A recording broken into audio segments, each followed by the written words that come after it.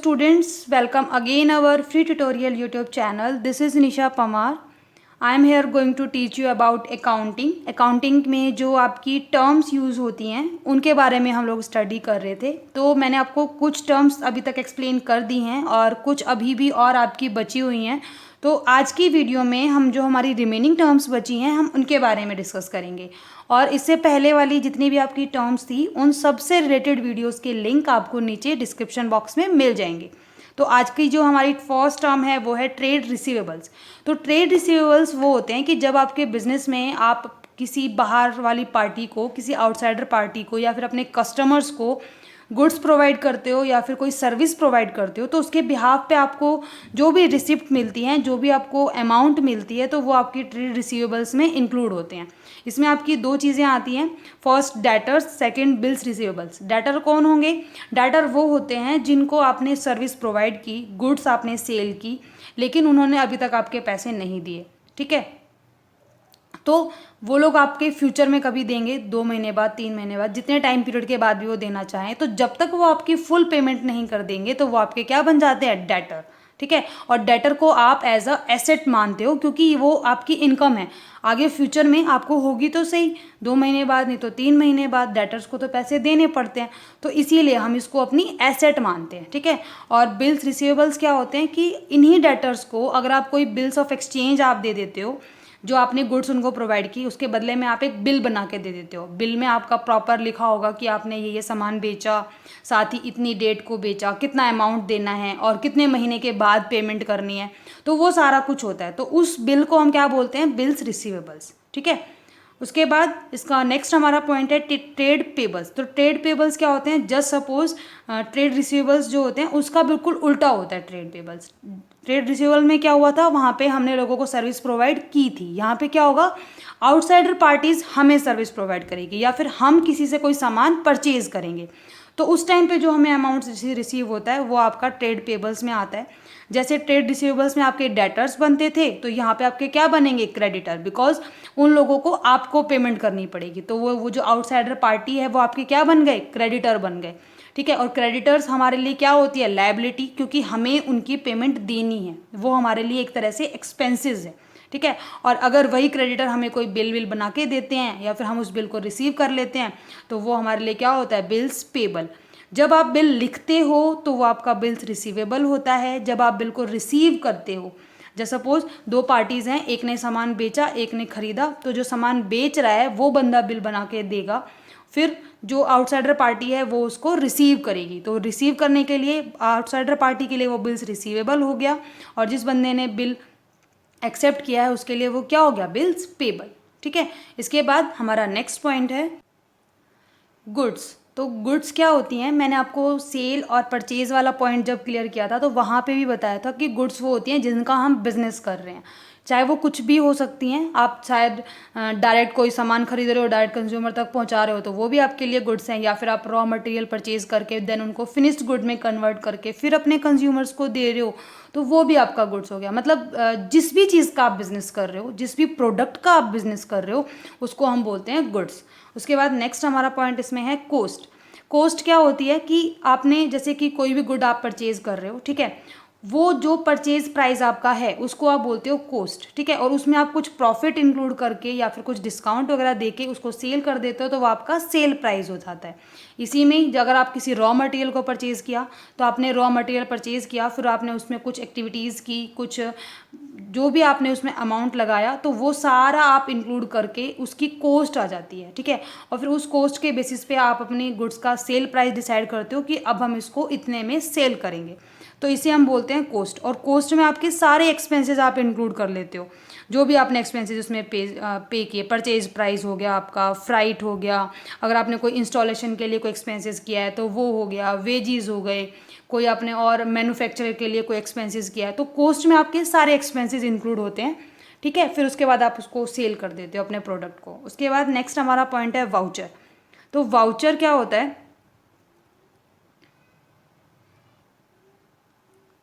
एक तरह से स्लिप। ठीक है, जैसे कि आप लोग नॉर्मल भी मार्केट में जाते होगे शॉपिंग करने, तो क्या होता है कि जो शॉपकीपर होता है वो आपको एक स्लिप बना के देता है, पर्ची बना के देता है, जिसमें कि आपने कितना सामान परचेज़ किया, कितने रुपए का था, टोटल आपको कितने पैसे देने हैं। अगर आप वो किसी तरीके का आपको डिस्काउंट दे रहा है तो वो डिस्काउंट भी उसके अंदर इंक्लूड कर देता है, तो उसे हम बोलते हैं वाउचर। ऐसे ही आप बिजनेस के लिए भी करोगे, अगर आप किसी भी तरीके का सेल कर रहे हो या फिर आप परचेज कर रहे हो तो वहाँ पे भी तो आपको वाउचर मेंटेन करने पड़ेंगे, ठीक है। तो हर बिजनेस का वाउचर अलग अलग होता है, सबका अपना अपना फंडा है, कौन कैसे अपने वाउचर को मेंटेन करना चाहता है, कौन अपने वाउचर को कैसे प्रिंट करवाना चाहता है, ठीक है। तो वाउचर को आप नॉर्मल लैंग्वेज में बोल सकते हो जस्ट अ स्लिप, आपने जो सेल किया उसकी, आपने जो परचेज किया उसकी। डिस्काउंट, तो डिस्काउंट क्या होता है कि डिस्काउंट होता है कि जो सेल कर रहा है, जो सेलर है, वो अपने बायर को कुछ अमाउंट की छूट दे देता है। मतलब मान लो जितना भी उसने सामान खरीदा उसके बिल में जैसे सपोज 10,000 रुपीज़ का बिल अगर बनता है और वो उसको बोलता है कि तुम मुझे 9,500 रुपये दे दो, तो जो 500 रुपीज़ आपके बचे वो आपका क्या हो गया, डिस्काउंट हो गया, ठीक है।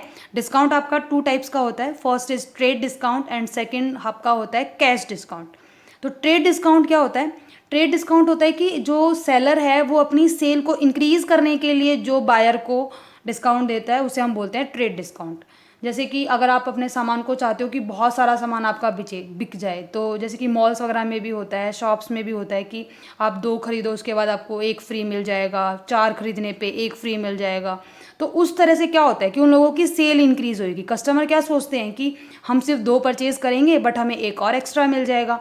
तो इससे क्या हुआ, कस्टमर को तो 1 पीस एक्स्ट्रा मिल गया बट जो सेलर है उसकी क्या हो गई, सेल इंक्रीज हो गई। तो अगर जो सेलर है वो अपने सामान को ज़्यादा अमाउंट में बेचना चाहता है, ज़्यादा क्वांटिटी में अगर बेचना चाहता है, तो उस टाइम पे जो वो डिस्काउंट देगा उसे हम बोलते हैं ट्रेड डिस्काउंट।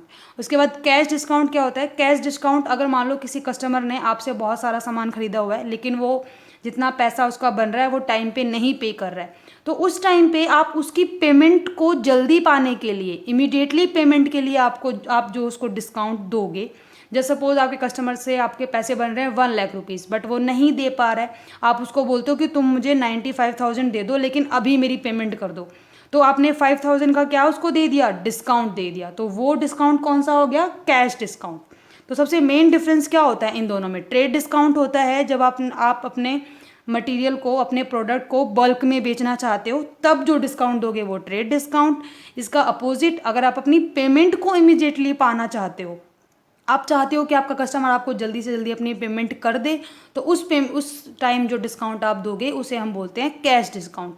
और जब हम अकाउंटिंग करते हैं तो ट्रेड डिस्काउंट की आप कोई एंट्री नहीं करोगे बट कैश डिस्काउंट की हम लोग स्पेशल अलग से डिस्काउंट अलाउड या डिस्काउंट रिसीव्ड्स के नाम से हम इनकी एंट्री करते हैं, ठीक है। इसके बाद नेक्स्ट हमारा पॉइंट है बैड डेब्ट्स। तो बैड डेब्ट्स क्या होते हैं, बैड डेब्ट्स होते हैं, देखो अभी मैंने आपको ट्रेड रिसीवेबल्स में बताया था कि जो कस्टमर आपके इमीडिएट पेमेंट नहीं कर पाते हैं और वो लोग कुछ टाइम पीरियड के बाद पेमेंट करने के लिए बोलते हैं, तो वो आपके डेटर्स में इंक्लूड हो जाते हैं, ठीक है। तो उन डेटर्स में से भी अगर कोई आपके पेमेंट नहीं कर पा रहा है, टाइम पीरियड होने के बाद भी वो पेमेंट नहीं कर पा रहा है, तो आप उसको किस में डाल देते हो, बैड डेब्ट्स में डाल देते हो, ठीक है। उसके बाद 28 हमारा पॉइंट है इंसॉल्वेंट। अब इंसॉल्वेंट कौन होते हैं, तो इंसॉल्वेंट देखो अभी बैड डेब्ट्स में मैंने आपको बताया कि जिन डेटर्स ने आपके पैसे नहीं दिए उनको हम बैड डेब्ट्स में डाल देंगे, लेकिन अगर आप ऐसे किसी को छोड़ थोड़ी ना दोगे कि हाँ ठीक है तुम मेरे पैसे मत दो कोई बात नहीं, ऐसा थोड़ी ना होता है। आपका मेन मोटिव प्रॉफिट अर्न करना हो रहा है, तो यहाँ पे आप प्रॉफिट कमाने के लिए बैठे हो, ऐसे खैरात में पैसे बांटने के लिए थोड़ी ना बैठे हुए हो। तो आप उस बंदे के ऊपर लीगल वो करोगे, कार्रवाई वगैरह करोगे कि भाई मेरे पैसे दे, मेरे पैसे दे। लेकिन अगर कोर्ट की तरफ से उस बंदे को ऐसा प्रूव कर दिया जाता है कि भाई इसके कंडीशन ऐसी है ही नहीं, इसकी फाइनेंशियल पोजीशन ही इतनी ख़राब है कि ये अपनी लाइबिलिटीज़ पेमेंट नहीं कर पा रहा है, तो उस इंसान को हम बोलते हैं इंसॉल्वेंट। उसके बाद सॉल्वेंट क्या होता है, सॉल्वेंट इंसॉल्वेंट का जस्ट अपोजिट, कि अगर कोई अपनी लाइबिलिटीज़ की पेमेंट कर पाए तो उससे हम क्या बोल देते हैं, सॉल्वेंट। उसके बाद नेक्स्ट हमारा पॉइंट है एंट्री। तो एंट्री क्या होती है, देखो जो बिजनेस ट्रांजैक्शंस आपके हुए, जो भी आपकी इवेंट्स हुई, हम उनको रिकॉर्ड करते हैं अपने जर्नल में। तो जर्नल में रिकॉर्ड करने के लिए हमें सबसे पहले अकाउंट्स डिसाइड करने पड़ते हैं कि इस ट्रांजैक्शन को आप कौन से अकाउंट में डालोगे। अब किस अकाउंट को आप डेबिट करोगे, किस अकाउंट को आप क्रेडिट करोगे। डेबिट क्रेडिट का मीनिंग भी मैंने आपको बताया था, ठीक है। तो जो डेबिट और क्रेडिट करने का जो प्रोसेस है उसको आप बोलते हो एंट्री, ठीक है। देन नेक्स्ट हमारा पॉइंट है रेवेन्यू। तो रेवेन्यू होती है जो आपकी रेगुलरली बेसिस पे जो आपको इनकम हो रही है आपके बिजनेस में, उसे हम बोलते हैं रेवेन्यू, ठीक है। देन नेक्स्ट हमारा पॉइंट है 32nd जो है इन्वेस्टमेंट्स। तो इन्वेस्टमेंट्स क्या होती हैं? तो हर बिजनेस में इनकम्स होती रहेंगी, प्रॉफिट्स होते रहेंगे, तो बिजनेसमैन तो यही चाहेगा ना कि उसकी जितनी ज़्यादा हो सके इनकम इंक्रीज़ हो। अगर वो अपने प्रॉफिट्स को लेके बैठ जाए तो वो पैसे बढ़ थोड़ी ना जाएंगे। तो वो क्या कर सकता है? वो अपने पैसे को आगे फर्दर इन्वेस्ट कर सकता है। अगर वो पैसे को इन्वेस्ट करेगा तो उस इन्वेस्टमेंट पे उसको इंटरेस्ट मिलता रहेगा, एक तरीके से उसकी और एक्स्ट्रा इनकम आती रहेगी, जिससे कि वो अपने बिजनेस को और ग्रो करने में यूज़ कर सकता है। तो इसे हम बोलते हैं इन्वेस्टमेंट, ठीक है। तो ये हमारी सारी टर्म्स थी आपकी अकाउंटिंग से रिलेटेड जो हैं। अगर कोई टर्म आपकी छूट भी गई है तो जैसे जैसे हम आगे अकाउंटिंग अपना पढ़ते रहेंगे वैसे वैसे मैं आपको एक्सप्लेन करती रहूँगी। अभी तक की इन किसी भी टर्म में या फिर कोई और टर्म आप पूछना चाहते हो तो आप हमारे कमेंट सेक्शन में कमेंट करके पूछ सकते हैं। बाकी नेक्स्ट वीडियो में हम हमारे जो अकाउंटिंग के प्रिंसिपल्स हैं कि किन प्रिंसिपल्स एंड रूल्स के बेसिस पे आपको अपनी अकाउंटिंग करनी है, किन प्रिंसिपल्स को आप बेस मान के अपना अकाउंट स्टार्ट करोगे, तो हम उनके बारे में स्टडी करेंगे। Okay, thank you.